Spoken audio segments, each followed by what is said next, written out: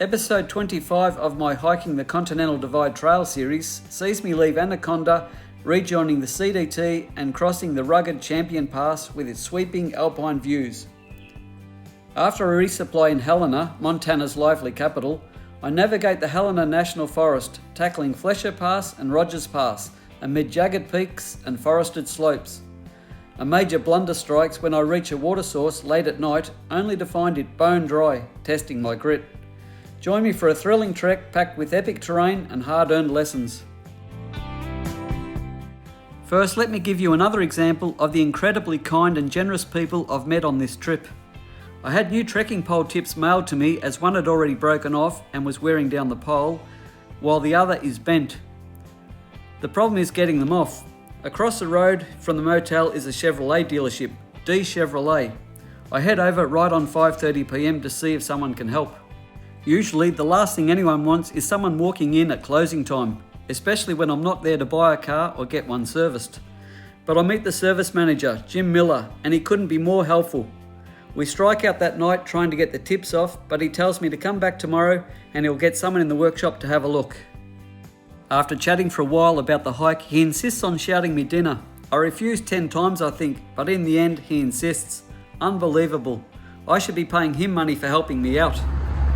Just on the highway heading out of Anaconda, getting back on the trail after yesterday's zero. Had a great stay at the Grizzly Den, and also special thanks to Jim at D Chevrolet, service manager there. He was so kind and generous, firstly for shouting me dinner last night, but also for helping me get new tips put on my trekking poles. It was hard work, but he did it for me, so thanks Jim. And also I co-opted him into giving me a lift up to the post office. That saved me an extra couple of miles walking. When you're walking from Mexico to Canada, you don't need to do any extras. I already do enough of those.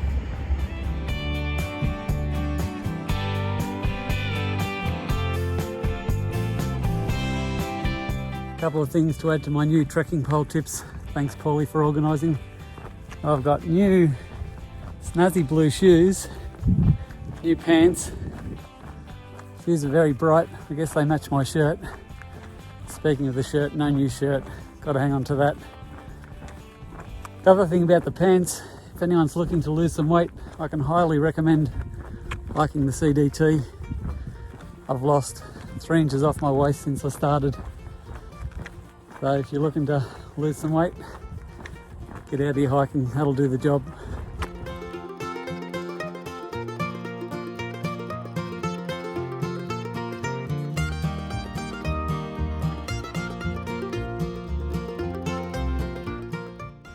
Going back to the post office, the reason I was heading there is because Chip Crusher has forwarded a letter from Bonnie and Kelly from the Tendoy store. In the letter is a refund of some money for the drop-off back to Lemhi Pass, because I ended up getting a lift with Rick, who was going that way. Again, these are the folks who welcomed me into their house so I could have a shower, wash my clothes, fed me, just unbelievable. So thank you Bonnie and Kelly, but that was absolutely unnecessary. There might be a bear up in these woods. There's a funny noise coming. Maybe it's a cow.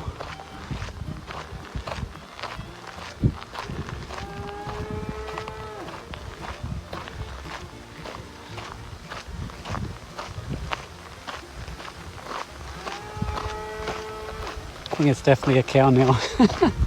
I was listening to the music and I heard this weird sound. What is that? In my defence, a short time ago, a guy drove by and stopped to warn me there are a couple of cinnamon-coloured black bears in the area and I should be careful. So I guess I was just a little bit paranoid.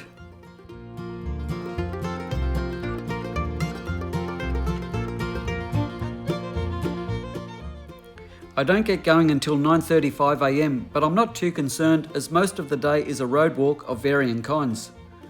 I start out on Highway 1 out of town and then I walk 6 miles down Highway 48. This leads me briefly to Interstate 90 and Warm Springs. I cross under the interstate and from here I start heading upwards, back into the mountains. The first 25 k's or 15 miles have been relatively flat and I expect the next 25 k's to be mostly uphill. Nothing terrible though.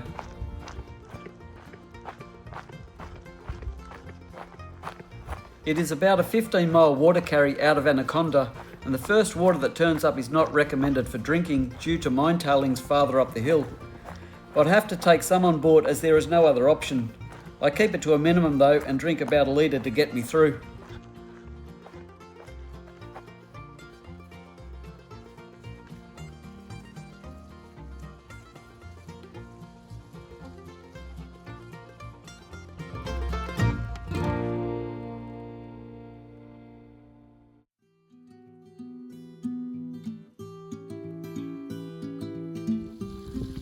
Made it to the end of the day. Got 30 miles done in right on 10 hours. Just over 10 hours 2 minutes. Check this water out. Doesn't look so nice in the tank, does it? It's a pretty strange green colour. And coming out of this pipe is all that matters. That's what we like. I wish I could pump out those miles in that time every day. It's great to be able to get to camp while it is still daylight and enjoy dinner rather than having to gulp it down in the dark. How's this for an amazing view from my campsite? Sun's just going down, so I've sort of missed the pink sky. But it's a pretty good spot. Could be in the running for best campsite on tour award.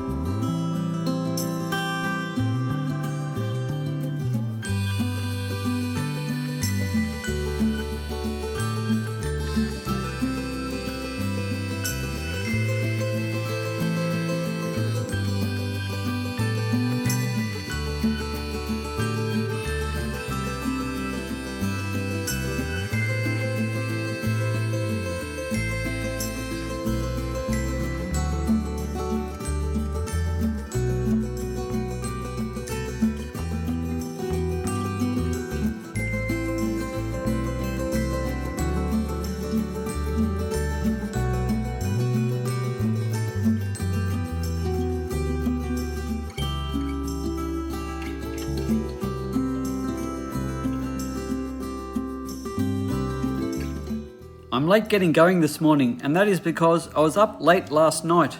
The night sky was unbelievable. Stars were sparkling everywhere.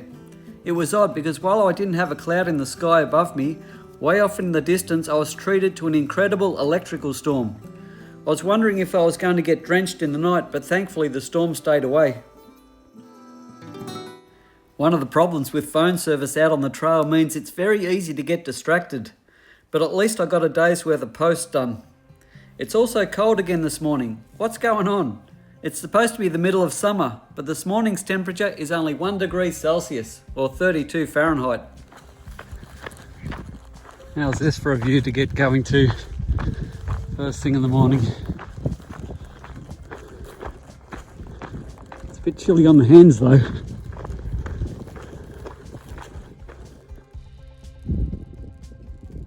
Ah, the serenity.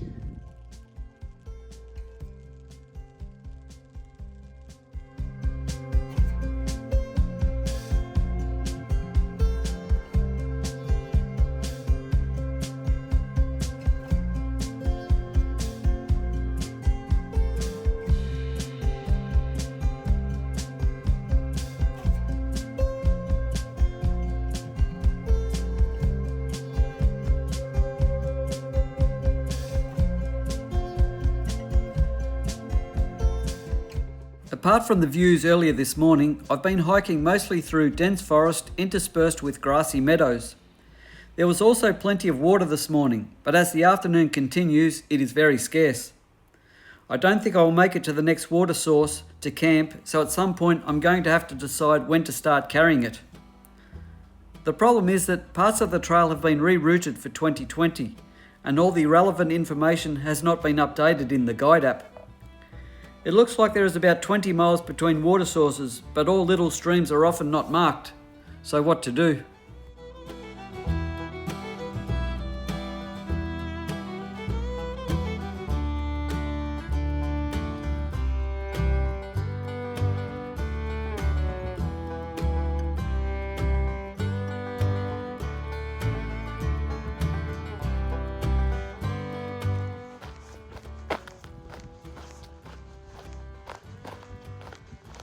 I've been back on premium grade trail for most of the day, which is nice for a change.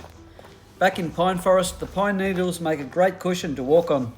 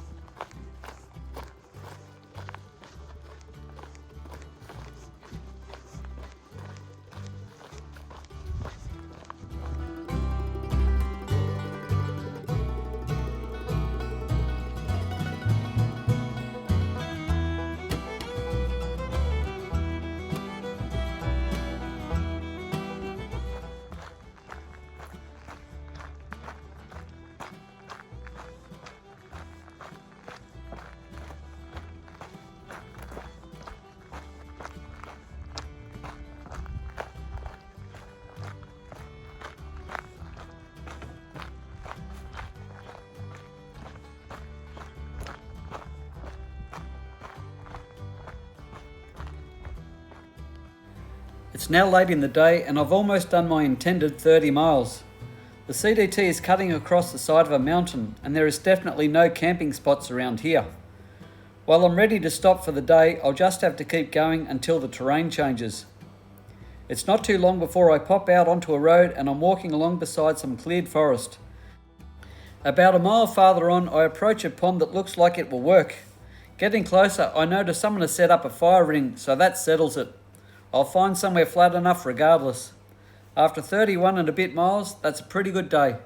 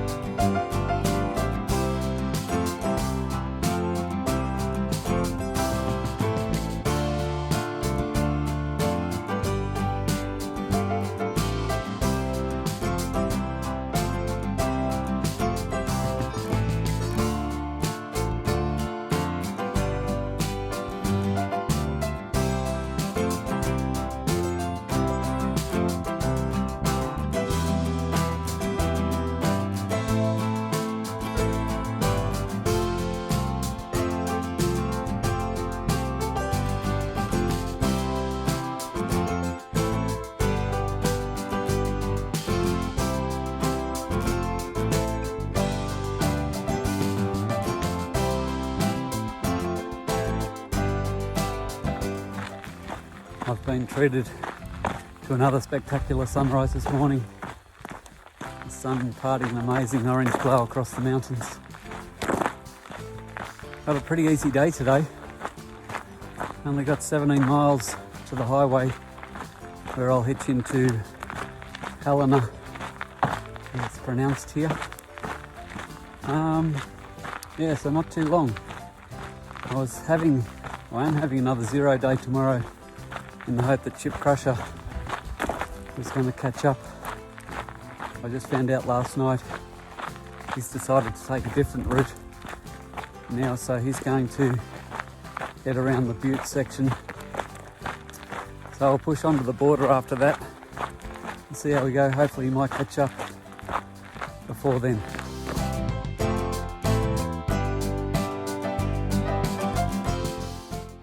A couple of guys out scoping for elk in an ATV pull up beside me.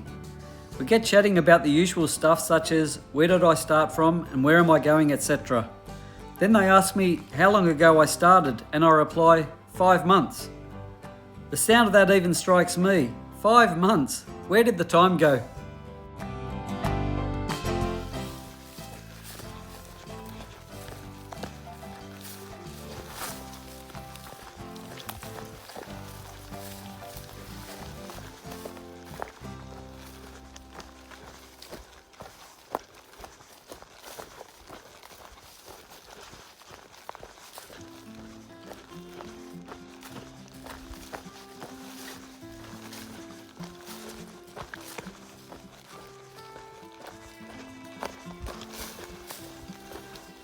I enjoy a fair bit of road walking for some time this morning before switching off onto trail which leads up over a mountain. I head into grassy meadows and then back into forest. There is a section of green grass that I go through that is so long it comes up over my waist. I certainly wouldn't like to be walking through grass like this in Australia, not unless I was hoping to get bitten by a snake. I meet up with a group of 3 people who are trekking south. They are making a documentary on the CDT, they tell me, and yet they don't ask to film me. What's going on? They tell me I'm the first person they've met that's hiked all the way from the US-Mexico border. But I know there are 2 others about 3 days ahead of me in chipmunk and rain dance. They also point out they are skipping the wilderness areas as they are not allowed to film in them. I would think this cuts out many substantial and important parts of the CDT.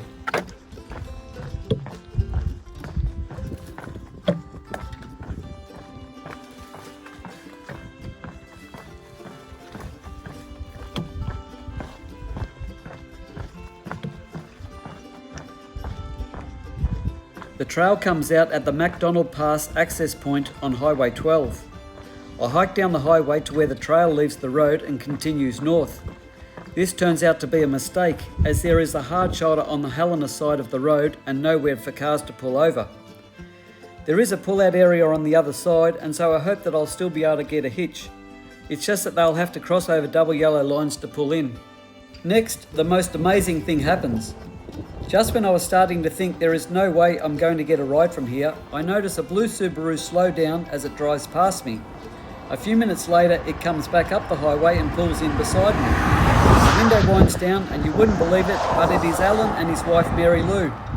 Alan is the guy from D Chevrolet in Anaconda who kindly took me to the post office and back. Alan said he noticed my, you guessed it, blue shoes as he was driving by and remembered it was me. How lucky am I? They so kindly take me straight into my hotel, which is a blessing as Helena is quite a large city. Thank you so much, Alan and Mary Lou. I organised a shuttle to get back to the trail this morning. Helena is too big and it would have been very difficult to get to the other side of town to get to the point where it would be okay to hitch from. For $30, Tom comes right to my hotel and picks me up and there is no stress or wasted time trying to hitch. We stopped by the airport and picked up another hiker named Rambler, who is section hiking the CDT. He's been flipping about because of the snow and injuries, but today he's heading southbound.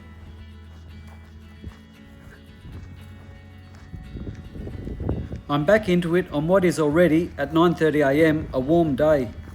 There has been a bit of a heat wave in Western America in the last couple of days. The first 4 kilometres or 2.5 miles are all uphill.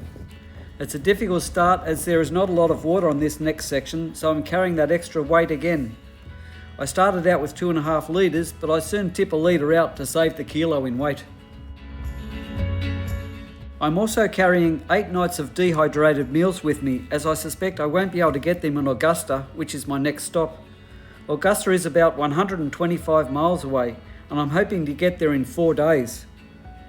I've only packed 4 days of food so I don't have much choice. With my late start today, I'll have to do a couple of middle 30-mile days to get there in time. Hopefully the train is not too penal.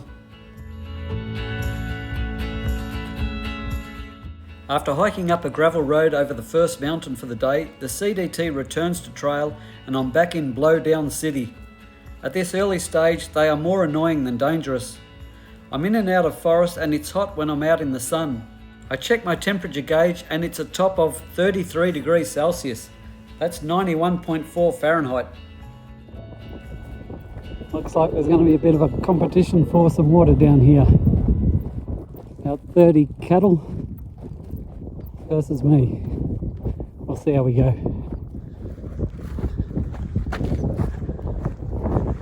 We're all standing on guard.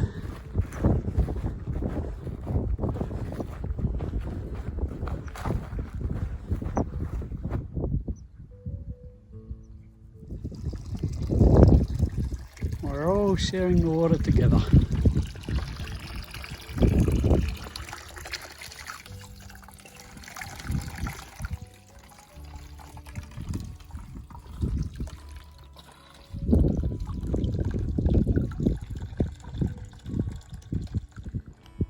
Thank you, cows and calves. Enjoy your afternoon. It's 20 past 5 in the afternoon. I've just left the spring. I've got about 18 kilometres, 11 miles say, to the next water source, which is probably going to place me too late to get there. If I do 4.5 k's an hour, it'd be 20 past 9, too late, it'll be dark. So I've loaded up with 2.5 litres of water and I'm about to head up on ridge lines. So hopefully we'll be able to find a place to camp up there and then we'll restock with water early tomorrow morning.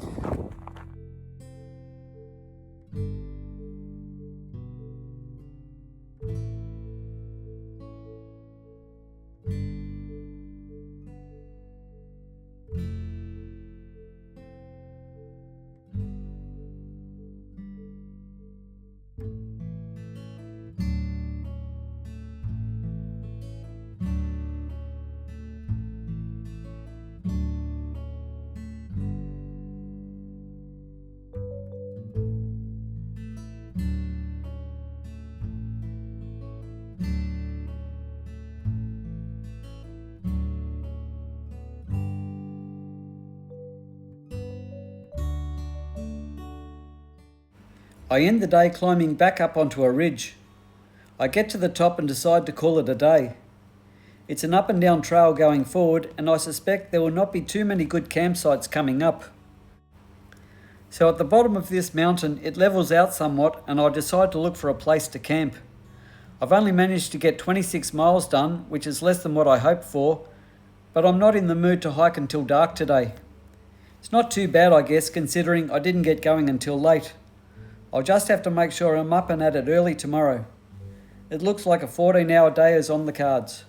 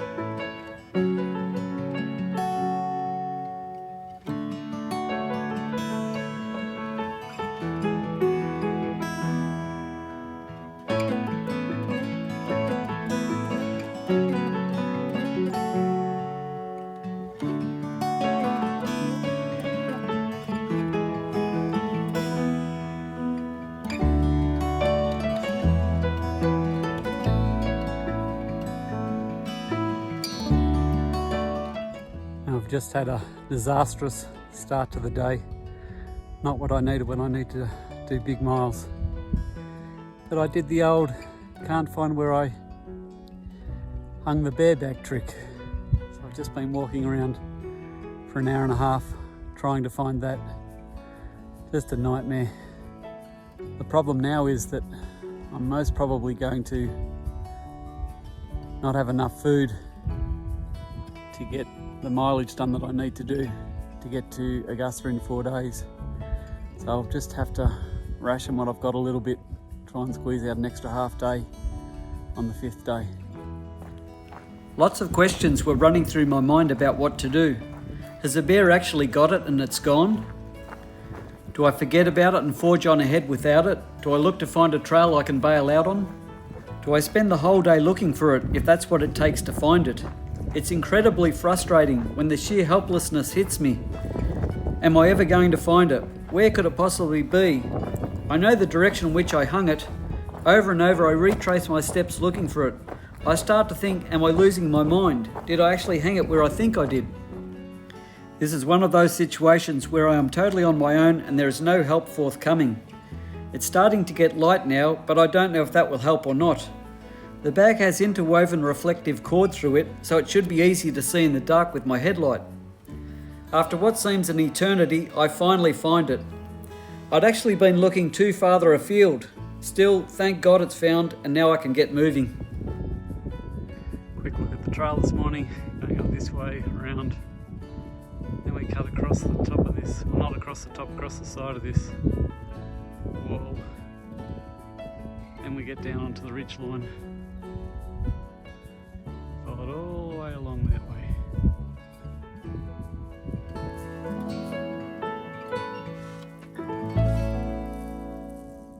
One of the pains of the CDT is trying to find water. In this case, I've just had to walk a round trip of about 1.3 or 4 k's down to that gully behind me there, and then climb all the way back up. If you're not doing enough kilometres already, you've got to add in a few little side ones as well. This is where the CDT keeps you in check.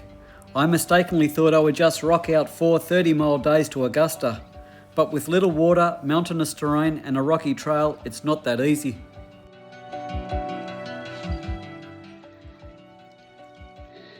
This is what you have to resort to when you're struggling to find water. There's a small spring just trickling down these rocks.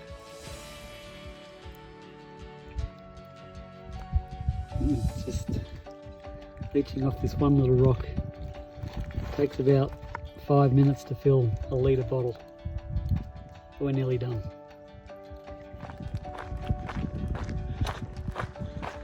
Sort of a trail, but not really. More just a quagmire of rocks.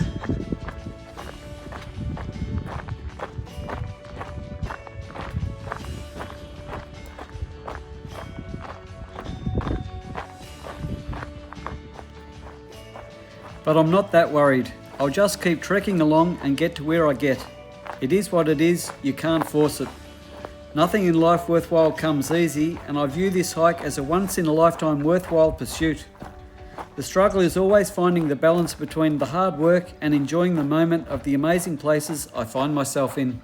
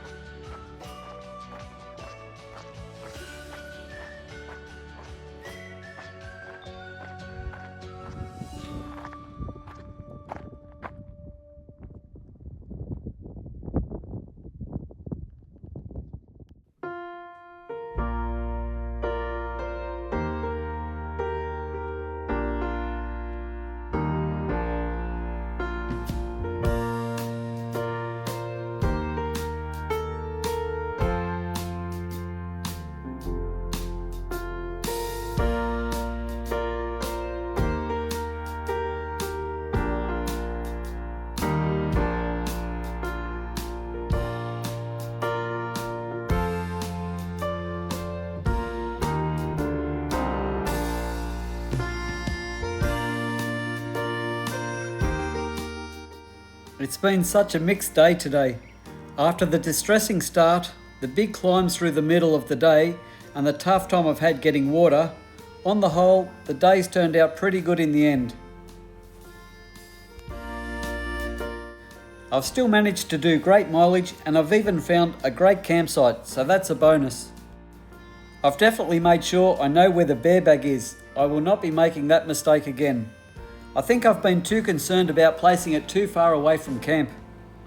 Anyway, now it's time to get some rest so we can enjoy it all again tomorrow.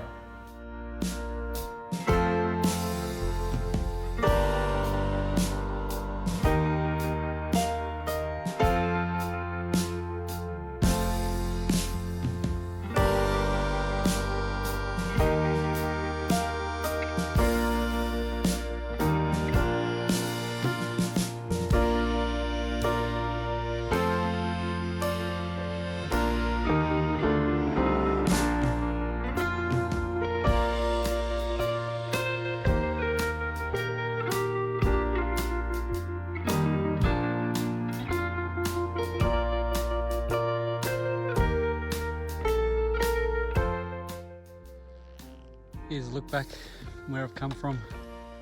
So that point there is where I came out of the highway.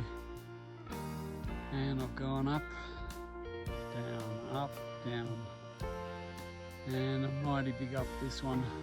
Doesn't look that bad there. It was hard work going up. I have a big day ahead of me today. There are 7 major climbs with countless others in between. It seems I am heading up and over a row of mountains all lined up one behind each other. I only have 1 litre of water to last me 18 kilometres or 11 miles, and I've only managed to do 2 miles in the first hour. At that rate, I'm in trouble. But even on a best case scenario in these mountains, perhaps I'll get to the next water source in 4.5 hours. Looking a bit grey and ominous out there. This is the way we're going.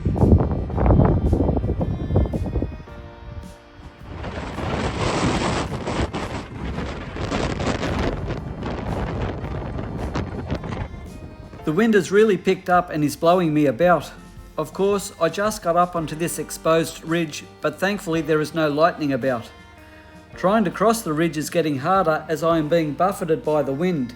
It must be gusting at 60 miles per hour as it shifts me from the trail to 3 steps sideways in an instant. The rain is stinging my face as well. Trailhead doesn't look too much fun. Up here, keep up the top there. Let's look at where we're going. This wet and windy day down here. Not quite on the ridge line, but just across the top. Up over there.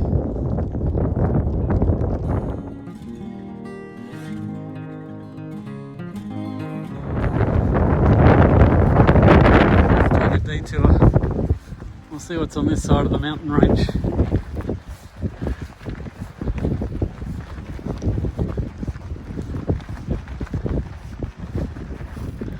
Oh, steep drop off.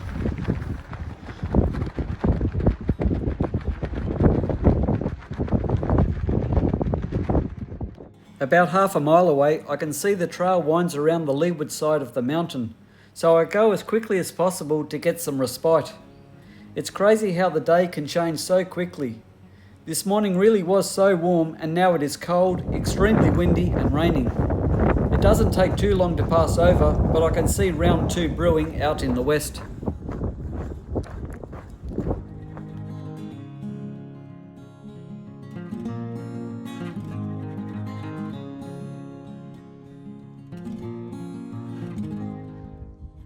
I've come over that big mountain there, came across the top and the side, and then just zigzagged all the way down to the highway there. That's the highway that takes you to Lincoln in Montana. I was originally going to go there, but it was only 2.5 days out of Helena, so I decided to push on to the next town in Augusta. But of course, what goes down must go up, and I've just come up from over this way, and that was wasn't too bad, about a mile long, but it was pretty steep. So that's climb number 3 for the day, 4 big ones to go. Looks like I'm back to ridge running now, so dropping down here and going over to that grey patch, and then it winds around and goes up over that ridge over there. When I look at the profile map in the morning, I always dread days like today when I see climbs just going up and up and up, and 7 of them today. But I always seem to get through them okay, and while they are hard work, there is always a sense of satisfaction having got through another day at the end.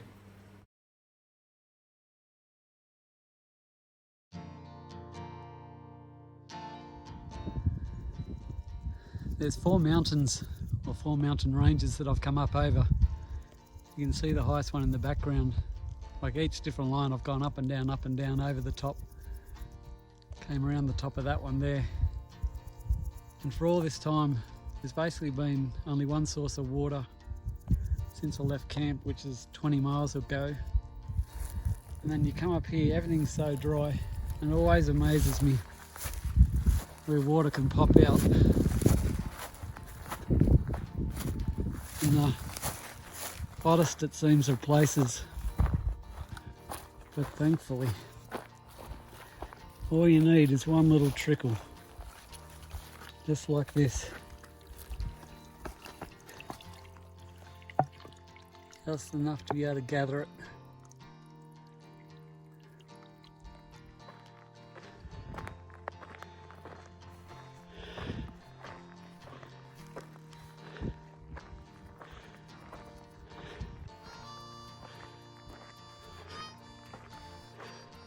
It's been a hard hike so far, but the views have been incredible. So many mountains and ridges, each offering their own perspective. The next water is at 12 miles or 20 kilometres, so it is worrisome that I'm able to carry enough water to make it to the next water source.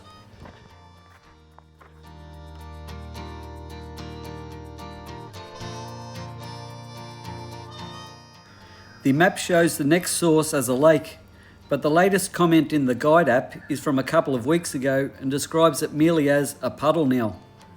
Either way, it is hard to carry enough water for the next 20 kilometres and still have enough left over for the night. So I push on with what I've got and hope there will still be good enough water at the lake. Just looking at where we're going forward. So, across this ridge, following it down, over that way. Then I think we go that way, and then I'll line back up this ridge and heading back up into those mountains.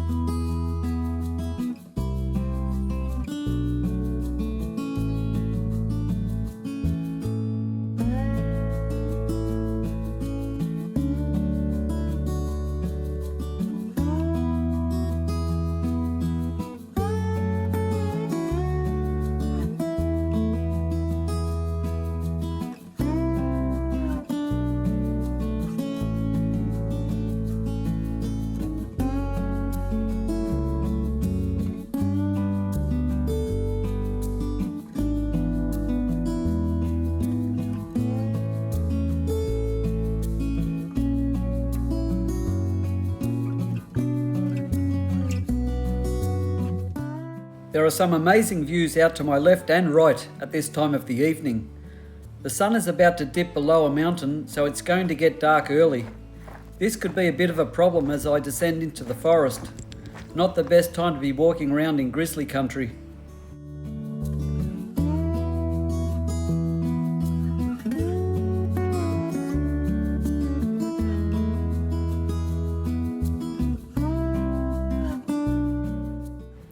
I've seen lots of reminders of grizzly bears today, lots. What surprises me is that most of it has been up on the highest, remotest parts of the mountains and ridges. At times I think, what are they doing up here, as there doesn't seem to be anything up this high for them. But that is where I've come across most of their calling cards.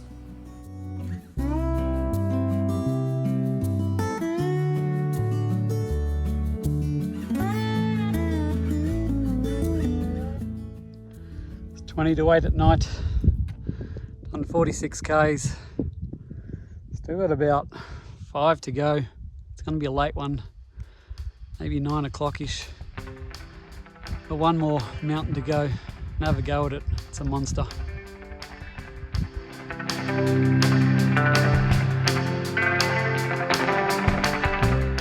I still have about an hour to go, which will have me finish at about 9 PM.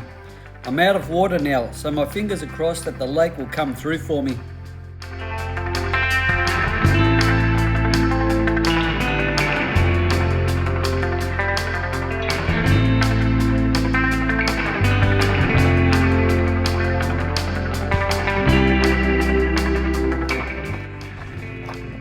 How's this for a view?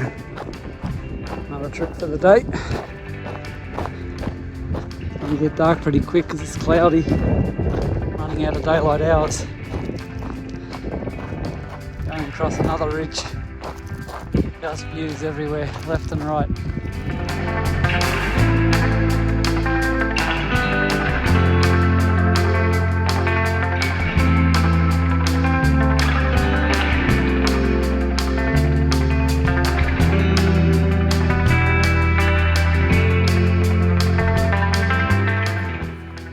ideal. It's 9:15 at night. It's much brighter on the film than it is in reality. We're walking through this dense forest in extreme grizzly country. It's not the most satisfying experience. But not long to go now, maybe half a K, a little bit less, to a supposed lake that's been described as a puddle. I just hope it's got water in it because I'm out. And I've been going for 14 and a half hours now. So it's going to be a long night if there is no water there.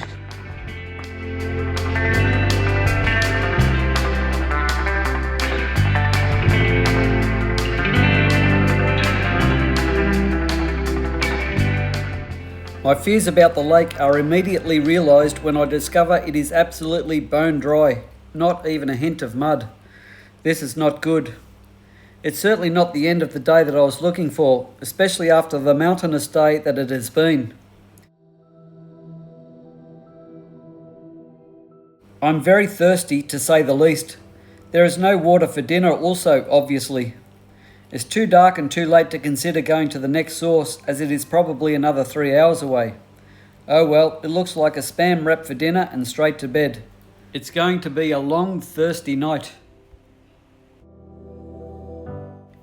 Chip Crusher comes through this area a few days later and points out the double error of my ways. There was actually a water source not too far away, but I didn't see it on the map. What a pain. Here's a dilemma. So after yesterday's near 15-hour day, 30 miles, got to where I was hoping to get water and there was none. Bone dry lake. Now heading up out of camp. I need to eat something because I didn't get a good dinner because there's no water to cook. And I'm super thirsty and I've got 11.5 Ks to the next water source. But I've just spent nearly, not quite 2 miles climbing up this mountain, and down below there is another lake. But it'd be a massive job to get way down there, steep,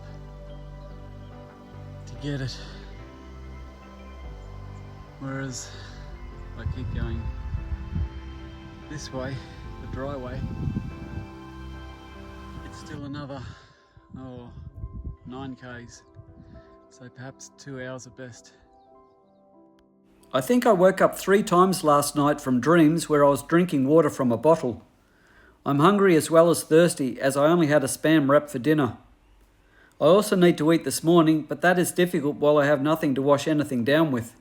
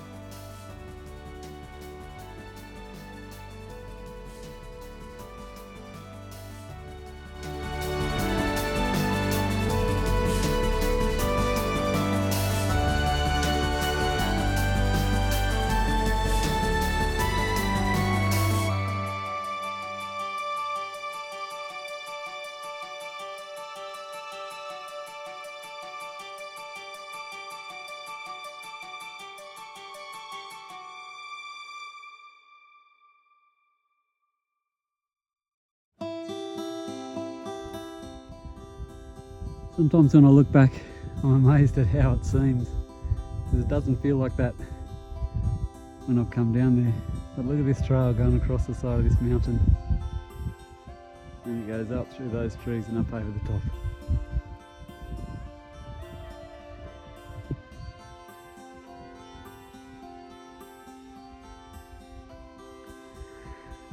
There's water way down there, if only I could get to it.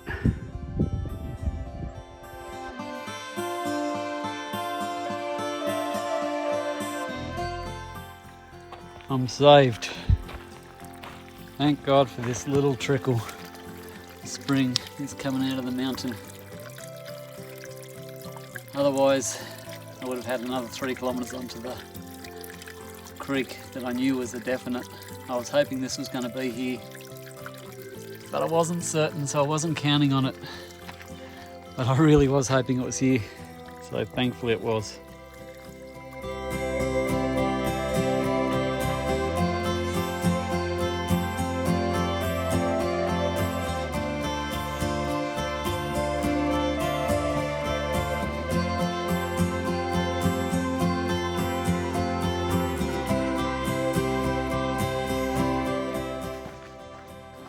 This is not ideal terrain to be walking through in grizzly territory.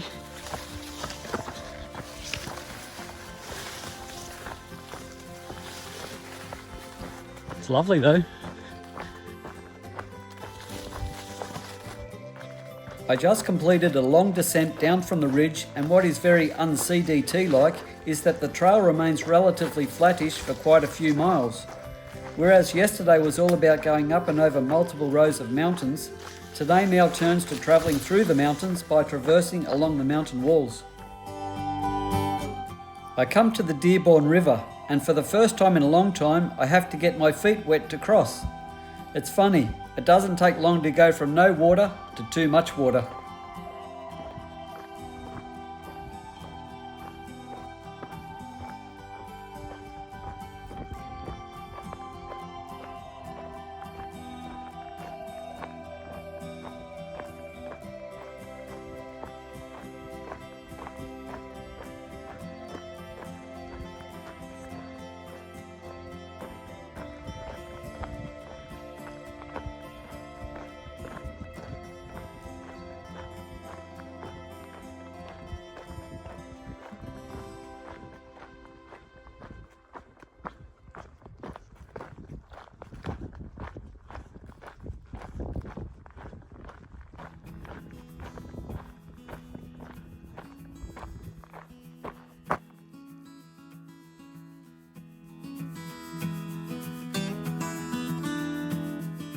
More and more I'm coming across evidence of grizzly bears, and today I'm hiking through lots of really dense brush alongside creeks. This is a recipe for a bad meeting with a grizzly, so I'm extra vigilant about making noise and calling out to them to let them know I'm here. Hopefully this works. After a difficult start to the day, it has been a really enjoyable hike this afternoon. Away from the maddening up and downs, it has been far less taxing. There has been a couple of climbs, but nothing like what I endured yesterday.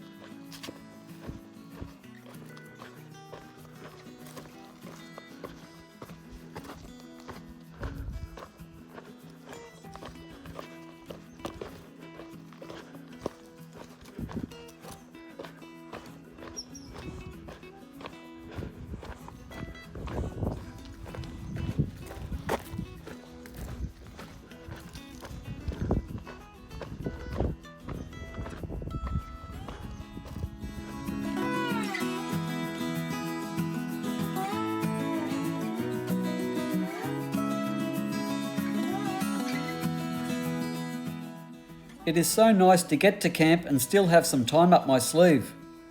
With the easier terrain, I've made better time today. Plus, I'm hitching into Augusta tomorrow, and as I only have about 10 miles, I don't have to kill myself to get there. Camped at a great spot next to Straight Creek.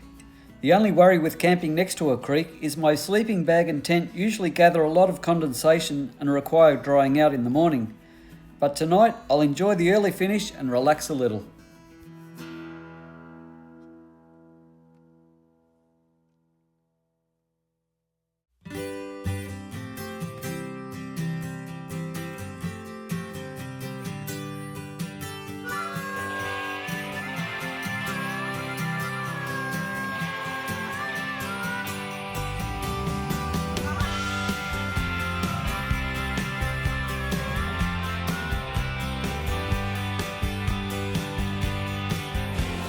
Here's a little tricky start to the day.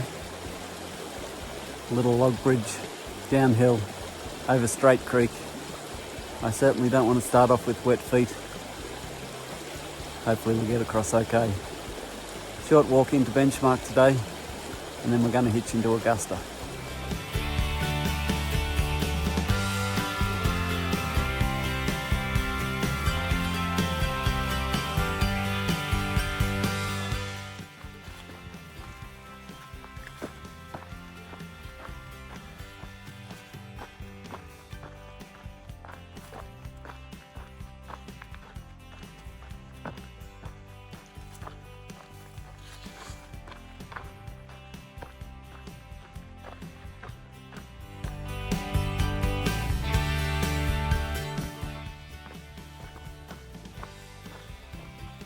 I start out in a forest that is dark and dense and reminds me of an enchanted woods from some fairy tale.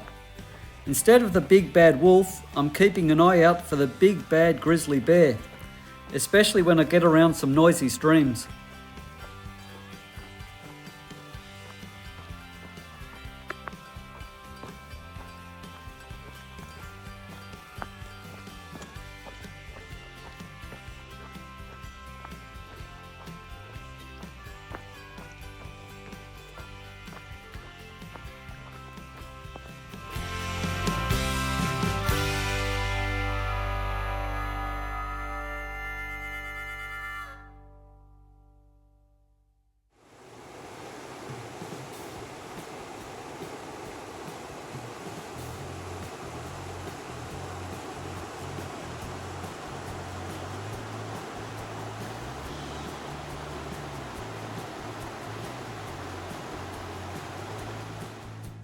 It only takes me a couple of hours before I come out at a road. I walk down past Benchmark Airport where there are lots of trucks gathered. A forestry service guy pulls up and informs me there is a fire in the area. That's just what I don't need at this late stage. He believes it's under control, however, and says they have dumped a heap of water on it.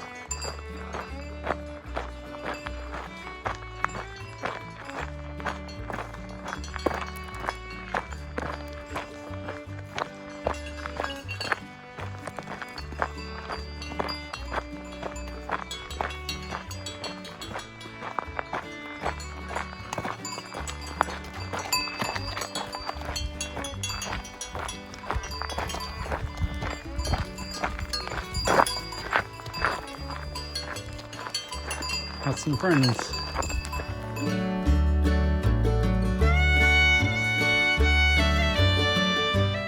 It's about a 2-mile walk farther down the road to Benchmark Wilderness Ranch. When I get there, it seems very little is happening. People have commented that it is an easy hitch to Augusta from here, but so far the road is looking very quiet. The forestry guy drives back past me and stops. He says he would love to give me a lift, but unfortunately he's not allowed. I return to sitting on a rock and while waiting, begin to type out this post. I reckon I wait about 40 minutes and the next truck that comes along is a winner. Yippee!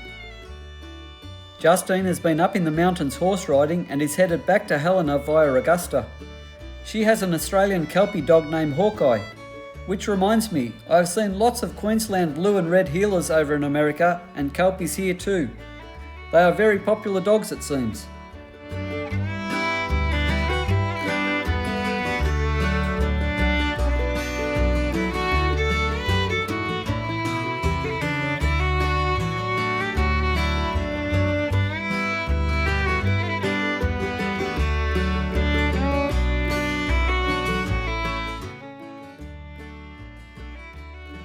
It's a 30-mile gravel road to Augusta and I make it in time for lunch.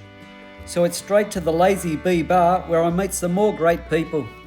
I get to relax this afternoon and I'm even having another 0 day tomorrow. Then the final segments are next with the Bob Marshall Wilderness coming up first.